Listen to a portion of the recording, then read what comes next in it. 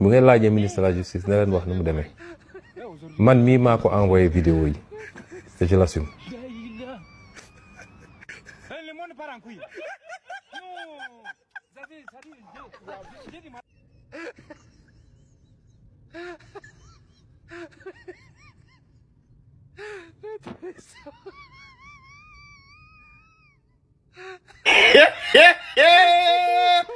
barke Allah ji fël mashallah ñëw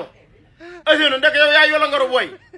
yaa yoole booy kay laay léeg laa ku ma waxoon ne Ousseynou da nga yoole nii booy wallaay asi ma weddi ko Ousseynou nee na bi mu gisee vidéo yi muy Kayre ak Asrafal vidéo yooyu ñu waxoon ba juumoon waxoon ci Macky Sall nag ko su du noonu Ousseynou nee na moo ko mbaq premier ministre ba de ministre ba la ko mbaq ministre de la justice ne ko lii yoon war na ci def liggéey kon ke Ousseynou yaa boole booy mën ngaa booy rek ñu nekk seen jàmm loo leen di yoolee nag ak jeel ba nu mu méttee te yow Ousseynou ay jamono dama laa dégg nga naan amoo jot si nekk ci internet bi noo def ba gis vidéo yi ba yónnee ko dañ la ko envoyé WhatsApp ok loolu laa xamutoon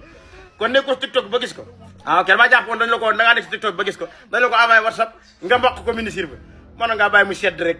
tey jéggale tey jëlale moo gënoon jeel ba daa métti daa tàng de yow de xam nga ci dara ndax ñamoon nga jeel nguuru Macky Sall Ousseynou ñam nga jeel Assane ñam nga jeel yow kay seeti nga leen jàppale gi nag mooma leerul ba xam jox nga leen xaalisam déet waaye seeti gi moom leer nañu nañ ne déewuk timis Ousseynou dégg naa la fay waxee tamit naan am ñoo xam ne man rek leen ñu bañ a gis wala man rek leen ñu bañ a dégg gis leen a gis seen bëti la ñemal Ousseynou nag weesu nga foofu fi ne ni waroo nekk ci benn ak ñaar ak ñett nag fi ne Ousseynou kay fi ne li nga war a nekk rek mooy fukki ci liggéey bi rek fukki sal ci liggéey bi Sénégal avancé dëkk bi avancé ndax ku la bëgg ak ki la bañ ak yëpp